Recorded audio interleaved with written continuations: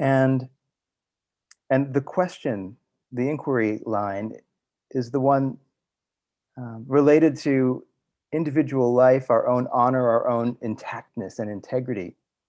I had a very interesting opportunity in the context of the post-truth age not many months ago. An old friend from long ago has become very involved in the most well-known conspiracy theory of the modern age. And we had a couple of phone calls where I didn't really understand, honestly, anything that was being shared, various acronyms and phrases that I had to then go look up. I'll just name it though, because QAnon is the one that people are hearing in the news. And I was led to believe that there is a person who's sort of masterminding this, and that there is a group around this person that is amplifying the messages, and that it is actually a process of reality hacking, that the origin is an alternative reality game, which then spilled over into something that has taken on a life of its own. And it's very interesting to me how that could even happen. And I was offered an opportunity to kind of enter into that world, to look around as a kind of anthropologist. And I sat with that for 2 days. I'm not particularly close to this person now. And my curiosity on the one hand was strong, because I feel there's so much to learn. And on the other hand, I could just feel, this is not a good path. It's not perhaps mine to do, but it was a matter of integrity. And where I connect with the chivalry, not only was it integrity in the sense of I could feel an inner conflict and potentially disruption of my own code of ethics, and the perception that other people might have of me if I were to be in any way associated with QAnon, for whatever motivations, however lofty they might be. There's the larger intactness, because I could feel that even if the origins were somehow innocent, I'm not sure of that, the energy of this beast that has been birthed is actually dangerous to the wholeness of society. Maybe it's a creative disruption, because now we're inquiring into what is truth, and how does truth get socially created? What we take to be true, is it through repetition and saying things in the right way, where people feel a kind of heart resonance and say, well, I feel good about this. It makes me maybe even hopeful. We're going to remove pedophiles from the swamp of the establishment. And then it comes along with so much else that is sort of frightening. So I politely declined the invitation. And I remain curious about how the heck this could arise. And I wouldn't have used the word chivalrous before, but it was out of respect, out of reverence for the integrity of humanity that I backed away. Yeah. Oh, wow. I could extemporaneously map the loom of conversations that will trigger.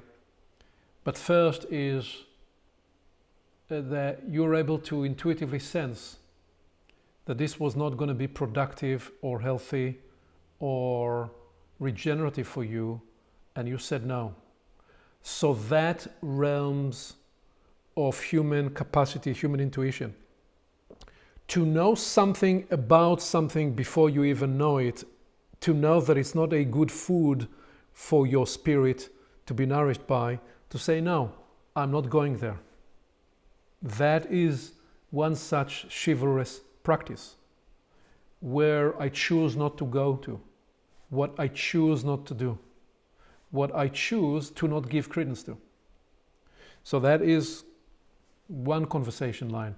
The second conversation line about your comment is, what's the deal with conspiracies and what is the psychological and the psychographic nature that becomes susceptible to conspiracies, and why?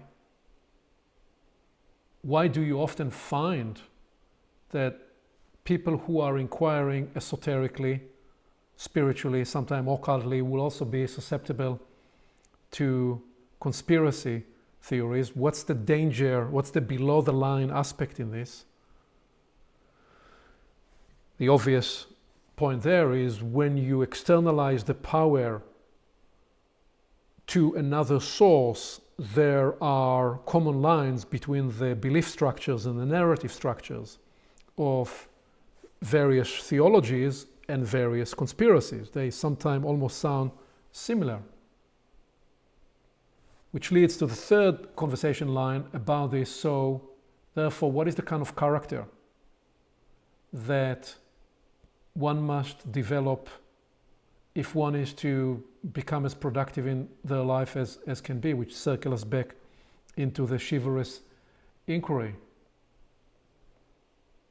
It is interesting that you find the outplay of it often showing up in the simple polarity of, as though there is one side of the story of the people in power who are doing everything they can to protect power, and the disempowered who see everything that those in power are doing as an expression of a conspiracy.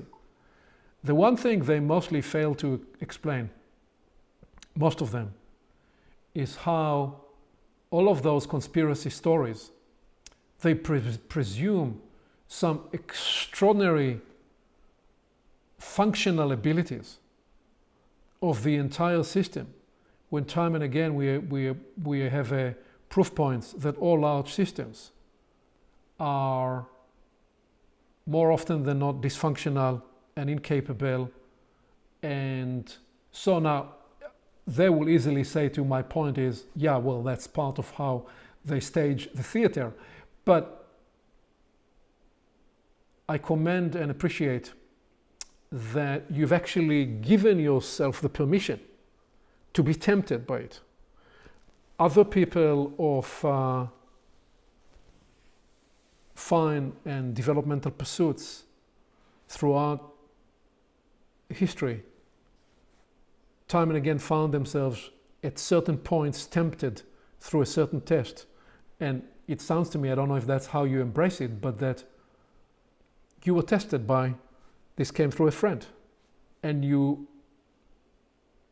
decided to take the path that I recognize to mean I trust myself and my faculties and my system enough to not have to reject it immediately. I'm going to allow myself the I don't know space for a bit, and then I will render judgment. So that is how you step mindfully into a test, to a testing with something.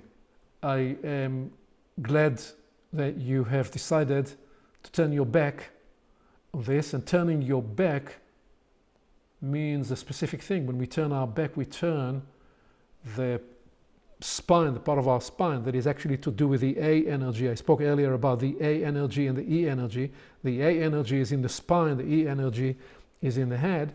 You've turned your back, which is the power to negate, to say no, to not give credence to something, whether it has a 1% or a 5% or 15% or 0% of truth, because the focus and the endeavor of your life is in the pursuit of a different line.